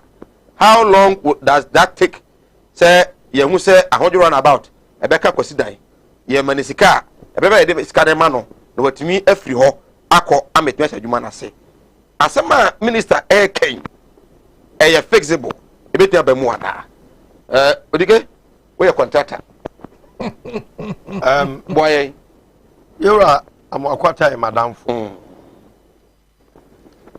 na me ubi a me kan sem se de tie sinupi we djuma de ne sinupi say o me maami o me papa me kan se de tie yedi kan o se o mbe ye feasibility studies. Yes, ubi a we feasibility studies a ye ma bontene. Okay, so mugusu kro mo ye me se ye me ka ho asem. Say ade bia we visibility studies no e tell say o hwehwe say we ye be ye yi ana. Okay, enti no yemfa metudwa tama aban eye project ya odi tudwa ene say ya wodo contract ama contractor ya ko tender wie ya open tender no kwa back graphic. Okay, na contractors attender abede wie na ya world contract na contractor no akobobo ne office baby odi niam abeguo na wa demand ye na say up to 5%. No invite aban mu pedifo say mumra dwumadi ne ahase so ba sa wa hwe contract bia ye hase ye nyanto a ekoso na wo say aban mu pedifo be ko no say president no akotena excavator no so na ye de chashe no helmet no transfer the source no abofom obetwa wani outside wo say workshop ene ade ho adwuma nyina e wo ho Omasha bibi kakra ase. Yes, signboard. Atre contractor ni dini any bibia e wo so. Sabra na ababo nti. Oh, okay. Yes. Na say yehum na say yehum bira yen kwa ne sa. Ni na yenye eye boa. De omba kan ya yenye de na make kan no. Opa ko say yenye hwe. Ye no ye ba akon. De to so mienu. Ye wura mo akwanta ebra obey road minister no. 2017. Yeah. Somewhere September. No manya barely 7-8 months e wa abem. Ana na NDC for akopesika bi France government MIN ade friend grant. Okay. A free Blueway junction e fa akọ atonsu krom e kọ Fiyase kwa yeah. Free money France for e de amagana say mfanya du NDC pensioner umudi scan maaye ana fofi anto ata no mu kofi enti France ambassador ye bodwa wa tonsu da bia ye wura kwa me filling station wo yeah ni to ye ho ana ye wura ma kwanta de so be bo form say Ye nyina wo ho. omu ba be 5 interchange e wo Kumase France ambassador da no okasa wa ase e kire be bia sika no be bia hwa ase apply any bra sabra na France ambassador ba na contractor no wo site a wa hwe dwuma die na ase me no kasa to so kwa eja ebu enya ko fido obudie no stretch na a free Brewery junction yeah from Brewery ekwa pim shoe factory ho anu mai kakra ho anu mai jai as it stands now ye kasa sisi ade omuni site yes okay many reasons here kasa sisi ade omuni site but end eye aban bi sponsorship enya Ghana government person tie 40 no ase I don't just so be from say umba be 5 interchange and obobo odi 4 years on yamfa so kra mo fom yenim contractor oba be ye adwuma eno nkoda ana budget ya omu ye the last one sika aban so be mobilize for this year 72 billion Ghana cedis. Out of 72 billion e mu 50% ye di kotua ye di ko service ye debt e ka e de no ensi hu no e na di kotua sa half na ka de 50% no e mu 38% e ko photo wage bill adwumayefo akatua itinas kana asa ne mu no mu state say so am interchange ye no pedum board ni our budget mu say umbe phase 1 yeah which is baby kakra bi no umbe ya duro this year dia kan nyina bia no budget ne capture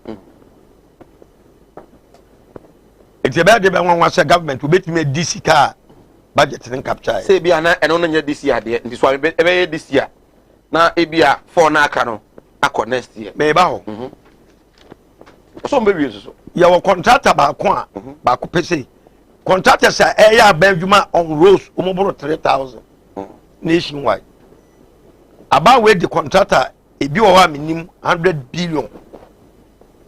million Ghana akasifo bi wa mpese mebubo mu din se wo hwe ka gu road ministry sesie ya about we se wa anya kwan bia akra no ka se oboabo sika no de atua outstanding enkwa 4 years won't even fend training. A car or the contractors no. Yes. As part of a lay now more than no the publication me by say omo 868 contractors speaker. Obo about in the car 100 million or some amount 2 million. Obi about in the car 100 million. Do mo capture na no. Ye no kra no enye sika e free ministries wo. Ye wura mo akwata na ne consolidated bank. Aya say omo no na onyi kani bi mfiri ho kopem bra aban ebebemu no mabetua ye no kura no obi aban de ne ka 100 million o ma capture so ye ma ni 2 million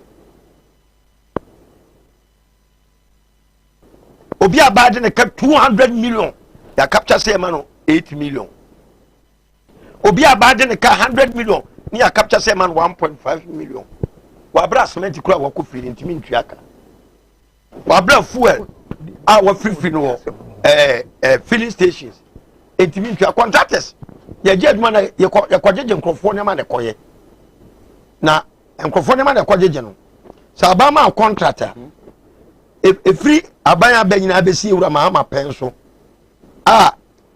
na kufu adubaye no na ba ma contractor amumu haro ma 15% of the contract sum yani friend mobilization okay so fa ko start adwuma no na oya pro no aban ne pedimfo ba be measure de wa na ya calculate muska ne de amount na adubaye no so onye ne sa biem obi anya self financing wa for sika ado contract na wa ko post sika ne faye okay na contract bi agreement ne say so wo te certificate eyaduma udu sika aye no aban be susu a acha korafi na otwe ensa akopeme busumi enu ntem no saba na ntua ma wa wo contractor no wo kwan se wo abrogate contract no oh okay ujagu ho number 2 every sa busumi enu no koro da bia de be tibia sika no attract interest e ma wo contractor no oh say na contractor so mo nya fair to aban yo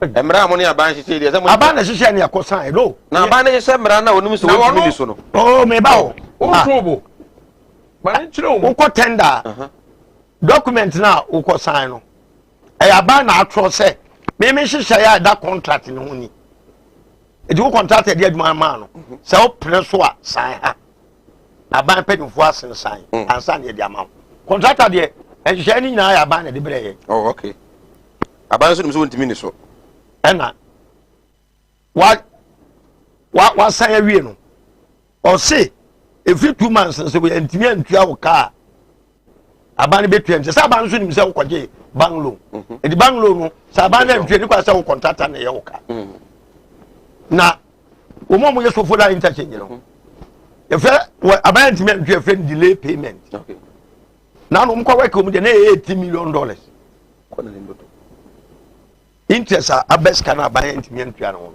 aban betua e friend delay payment de ma eya reho ne se sika aban nsa be soso no onfa awodo contract na wa tuo gum bebrebe no we fu we se sika ni ho e delay payment a contract e accrue no okay enu corporate mi aga na kwa nyina wie ye wura ba omi ase ye bae no this for amema cocoa rose no ye cocoa board na fund na ye ntia sintie be auditing yeah oba bonti no be ka kire say auditing o man contractors ni je adwuma ye for 9 months obi a award contract ama no o mo stop o mo 9 months ebi akwaje bosia ebi wo site ye adwuma no mo stop o mo say mo ye auditing auditing ko si na wie no ye wura ba o mi abeka kire say aban no auditing na save mo 5 billion aka ko di boto fi bi mu aso ni baba akokora ni wa ye wura ba o mi aka say we ne fan fault e wo no nti emra ni eti road sector no ye wura mo akwanta woni sa manfo ye fix the nation okay unim ofori krom interchange yeah amampanyukufo eye ho drawings eye bibia e compensate wo mo madan wa around ni na minim okay all these years enkofo na dan wo ma eda so twa dem omonko because so obi am site enti otu akoye minua areho sema wo Ghana ne se ana esemisum wa wo kan kro na aba na chesi me to si say ye chesi me sasa yin medwuma sem emra enimu basa because we the kan kro na anim me de manu sie etiefo mamunye etiefo na adam ana me ra ho ye ne wo so ye hwe ne ma ko basa me bo me ne na mi so say wo mpedimfo pa wo ma we mu no mutimi de Ghana man e fa sa odigo ya mra ho misro ya mra ho abu akwanta kai ni ya mra ho nkontompo sa e na da omunim se ska gu ono ye mo 10 years ko muntimi ntua ana debt to GDP. Well, I was Ugoso SNP. We all get emotion. Sorry, Odike. Otinisu no as a Omani Nema or to him who's a Nema Nkoye Odike Tinisu. Yama. Well, Malam Mohammed Spiritual Habasa, I think, can't say a far a war and I had the Obrawa warrior, Sikasem and why day Obrawa Juma, and I say Yare and Abo Obra was a young one day at the Trans so.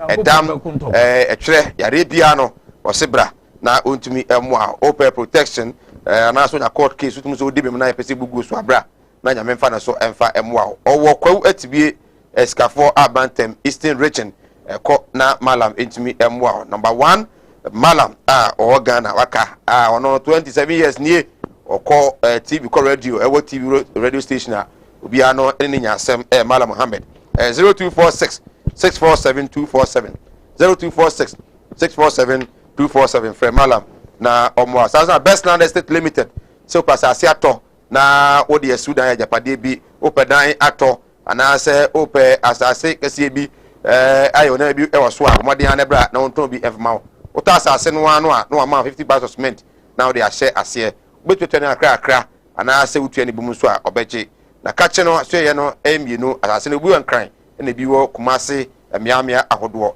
Kumasi one office no okru from behind S5 ho na wo Sika FM side ho a sanso na konkran so a obi hu no wo Kwashiman bus stop ho a na ono so wo omode ana pa ya nko ade a bopi omo na omomo a 0555253838 0555253838 253838 na ekopasa papa eto Best Land Estate Limited Tawhid na to particular next men kan cho say nei yare ben e na ha oni padua no e tete wo ama wontumi nya hoto amen wan se nyina no abusua e yare Tawhid sebra na onhwe obetumi anya ba bi de ama ho beda ho se bosome kora no a na ohwe no ogbo ohwe wa wie no na oche kwampa be fa so obetumi so etumi edidi papa edie mu nyina no ogbo etumi ahwe na akire amana etumi akoso se yare bi ebodin se yare de bra na wontumi mu a we Amedia for hospital say ba ko a ewo Kumasi Tawhid at the particular komo and Madam Catherine moja drew omo say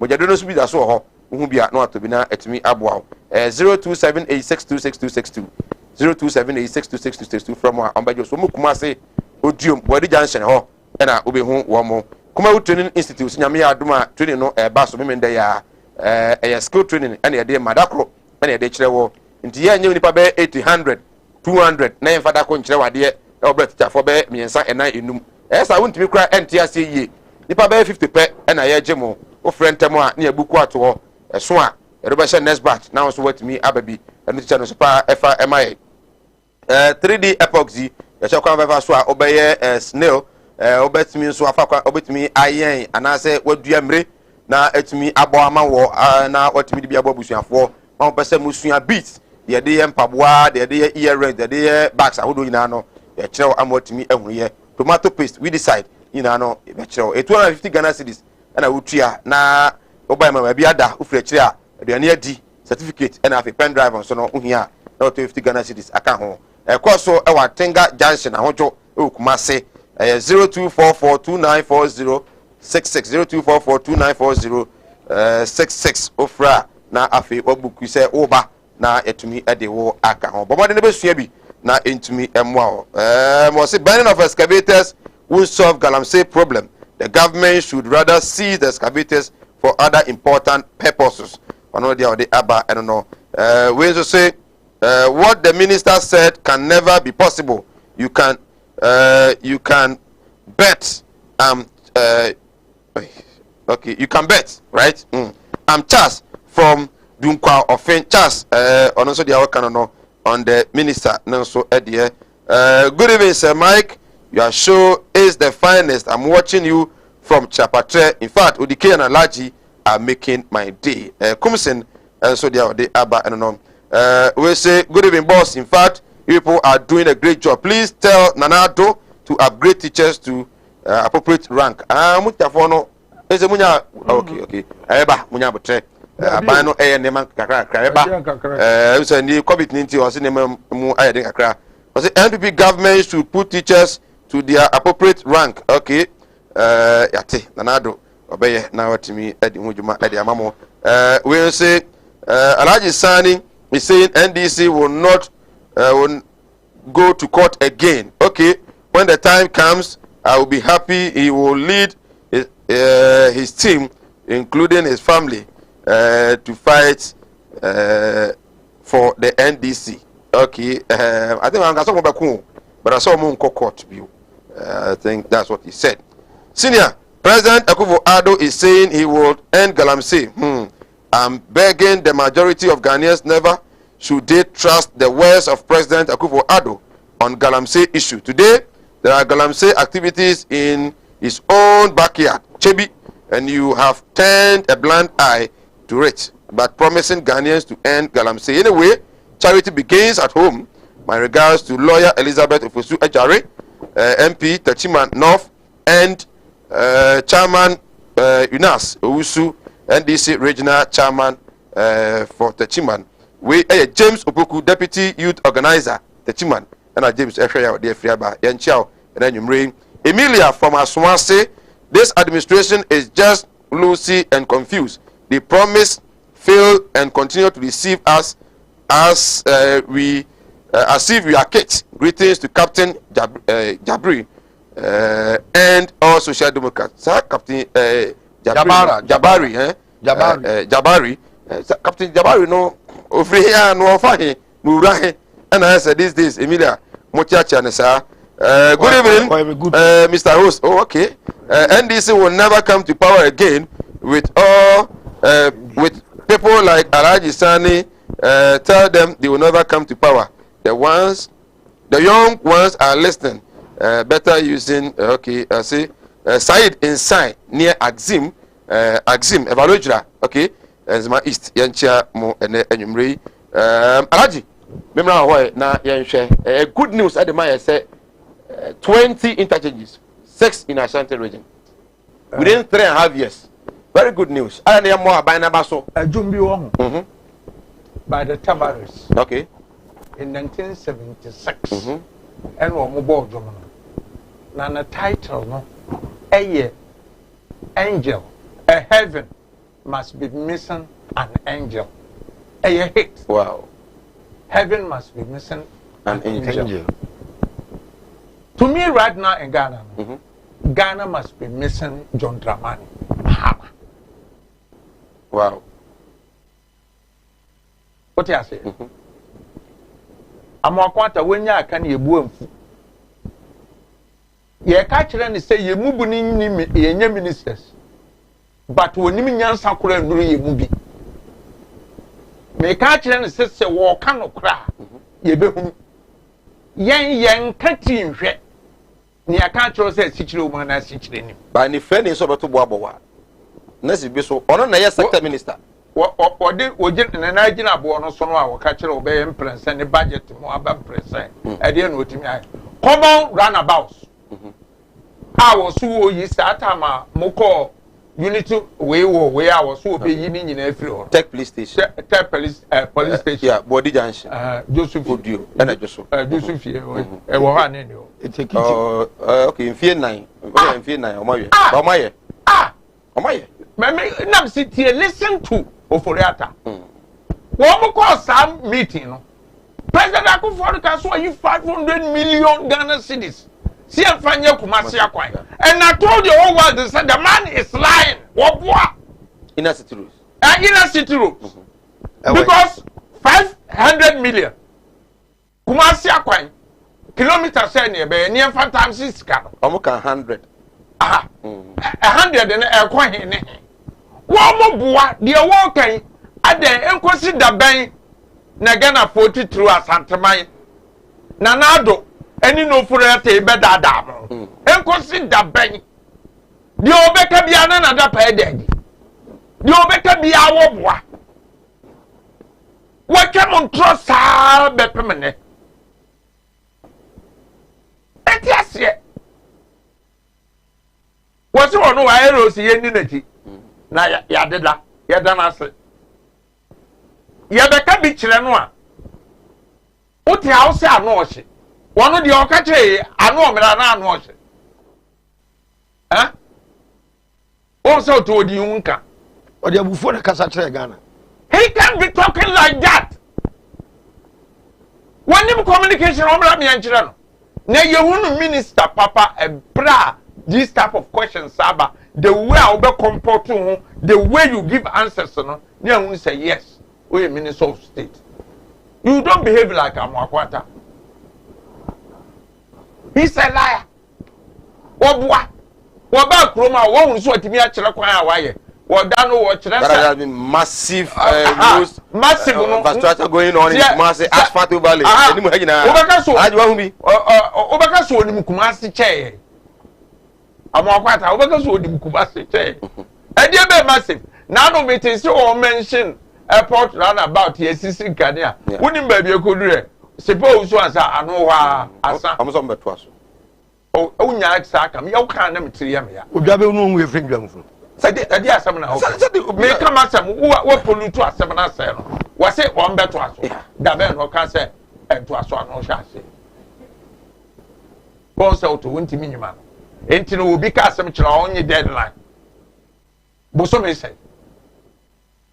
Bon say to. Enti wo susu na dada no ka ho. Ye dada wa brand here to say. At least why be paying. Wo ye you away any. Oh, say get chira me. Wo so obeto aso nkane esi. Wo ye time any ye free a chance. Ebe duru Bokrom. Ade Bokrom junction for yeah. Any ye di duru ho. Ye tra akra ba limes oro kakra. Wo ye kra wantimi afa nu limes. Amu bebiem. I think I was one of Unya the walking canoe. And still I be no kwanu munyama. Enyama, 1 minute.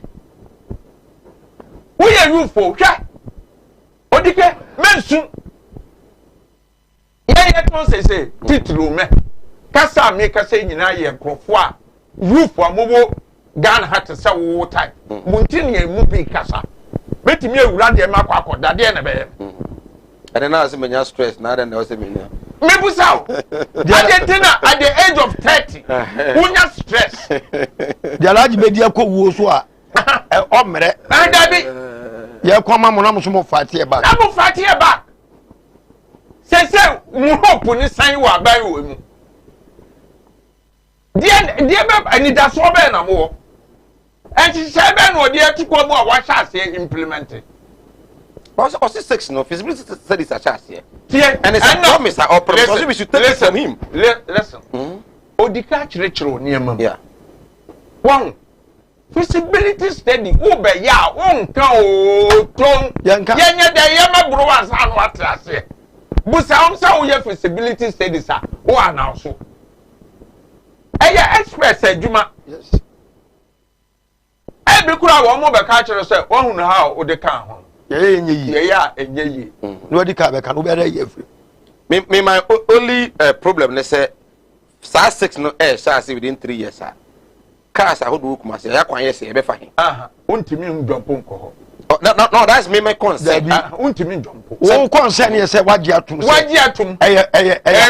possible. Oh, yes. But your concern is say, and you're possible, need not candy on the bay. What the bay? It is a young baby, I'll cannot. You know. 18 so the cake catcher say feasibility studies we now one the report out so now what transfer film said the woman can't any akoko tender in no and son now they are between just here baby kwan ya award contract ye dey be ube contract also now award contract na contract no any budget mo how do you finance it even no catch me catch so obi be catch say the chrome Omo kwabo football match omo de kosua na ekwa obedi edi ebi no wo ka kire wo no eju de wo kan first time I wo tibi ni ana not really why the odi kaka na oye enti sani patron ye friend say e na chese second obeba be wonye sisifo nya krono no opeso obo eye de anya. It's unfortunate. Your time, no. I am. Please, we are pleading on behalf of the Nadawakufu Ado to make new rules governing the small-scale miners to do their work because burn of excavators and other equipment cannot solve the problem. Okay, we say, officer, the 2 men in your studio will not accept any good things from NPP. Men are working on Ahensan to Agogo road right now. From Kofi Minka, a serious high tension. Kofi, for high school the other day, as I speak with you, I can see because I drive there every day. And Nadia, any enra for Monday, they are not on site. But so just few days no free one. I agree with you. But the case NPP are buying. France ambassador. Okay, right. Yamre no, I Yamre no, I am reverse that I'm alaji. Wrap up now. Yes, wrap up and say Ghana mine, Asante mine. Afidie no a yadi ba ye friend na America ebe solve dum so waga Kumasi ha no. Any northern sector no. Eye John Dramani ma afidie no okofa ba ye no a o. Afidie na nadum fa afidie bia mai. Eno na area enam kwamu a ebe solve northern sector yen kania. Okay. Na nado generator won to bi kura won be bo o my Ghana wonni plan a won be bo Ghana dum so enye me na America ni ye a wakofa America free takura de eyo man ni sika ona wa ubusa ni se NDC ni MPP no me se NDC MPP useless we no Sanya mabo we biti na NDC excellent. Right.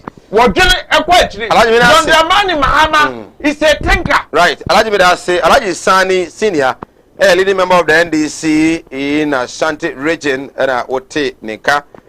Amari ni bedura me ni na be ko ba bi de amari ni besi no. Na akohwesi de sitie na ye betena ha. E mo question bi so a betu abusa Alaji. Odike yako Adishimama. Ya said ne wa studio. Yes, baby aga na duro no. O si sungu nyame so. Na ye yakọ wrong bia no. O nyame fe mfom so nkyeye. Okay. Na ye ntinsi kwampa no. Adeshima ma me wo akwanya se meboa ame yi Ghana ye ha wo firi ho. Enye MPP NDC asem. But nipa ba ko pene sesa oman e mo man esi kwantempo. Empedimfo bi tata me. Ba munya gidie na monta machi se mo be push me amma baso. Okay. Na ma be fa Ghana ayi ni ye. Me condemn MPP na me condemn NDC. Right. But the American say onyame ayim se meboa ma omanwe emfa no toma pemfra. Eti mutie mi a muntie mi na momfa me compare party bia. Okay. Fi se ma me tumi da. Na me ba me nsama me ka no. Okay. Wa dwene so beboa Ghana. Right. Say me wo do ma. His Excellency Akwasi Adeodike leader and founder UPP. Alaji, yamre na so. Aso. Sanete. Yeah. Na de mema atiefo na ahwefo ehunu ni se. Odike se tata na odike yanka no kora nkyere wo. Utu a principal say 2nd June report yourself. Na nado na ama nkrofo betu akotum because you are telling Ghanaians the truth. I'm so here. If yeah. No kura odike na enya me wanwa Alaji ko no enche me so meba Oma Alaji Sani Adeodike na acha we kano Sani wo mutie wo ma cheme EBK tadi message ne bai yana say nyame adomu a ochina ye besa asia on Thursdays no meet Odike any Alaji MPP ni ama obi animudia me manfo nye bintina mo ne yira ebinum be from ho se me yo omo asofo nso no mo nya ma asore ma akom obi o ho amene wo kasa stroke a chino wa ya stroke no enko malam se bra ya adwuma me mene da okay kwesi da edwo da ebana da okuo da yawa da efie da ana menya adwuma na efie da wo beto me ya wo so me hwaw because nipa ana wo homeda nyankopon eni homeda okay akwala na wawo no akwala na nya 10 years eko 15 years on nanteda wada fom obi so ho wawo akwala na no iso nsuo obi so ho so wawo akwala no de ye ya afi no kon no ya na echi na da so ebia na ne techere ma afi na ne timi emo ye kete